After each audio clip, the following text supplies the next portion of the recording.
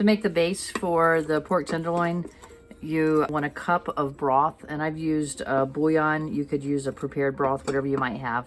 So there's a cup in here already, and I've actually turned the pot on to start warming it up, just to make sure everything dissolves and blends well before I put in the meat.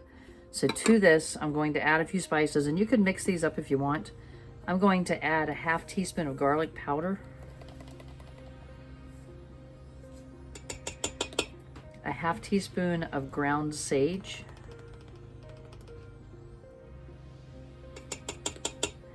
a ½ teaspoon of oregano, and then 1½ teaspoons of thyme. And again, you can mix this up for whatever combinations you like with pork. And then I'm going to add about a teaspoon and a half of dried minced onion as well. Or you could use fresh onion and saute that if you wanted to.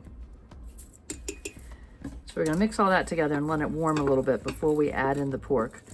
And while that's warming up, I'm going to cut my pork tenderloin into half pieces so that they'll lay down in the bottom of the pot. Otherwise, they're going to be too long to fit inside the pot.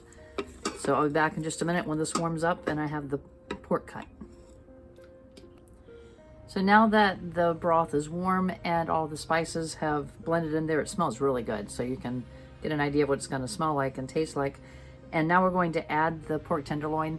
And tonight I'm doing 2 whole tenderloins. So it's going to be fairly full, but I think it's going to work still. So I'm just going to place those into the broth.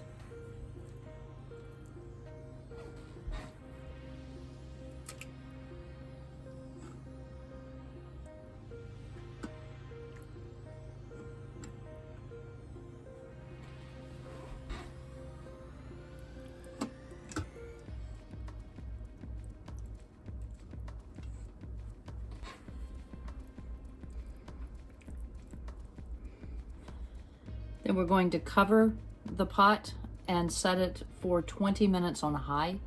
And then when that reaches the point, we're going to let it release the steam naturally for 20 minutes before we open it. So once the time has gone up to 20 minutes on natural release, you want to release the rest of the pressure. And in this case, it had already finished. Then open the pot and your pork is ready to serve. So just to be safe, always test your meats to make sure that they are hot enough.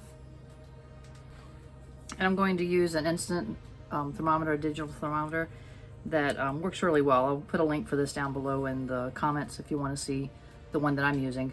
But for this, I want to make sure that the temperature internally is high enough for these. So I'm going to poke a couple of them and see. So this one is 195, so it's well done. This is 200. This top one that's further away from the source is 205.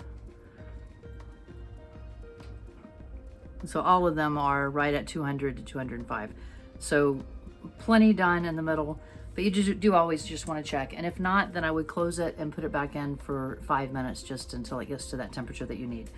So I hope you enjoy this. Let me know if you use different seasoning blends than what I used, and we will see you in the next video.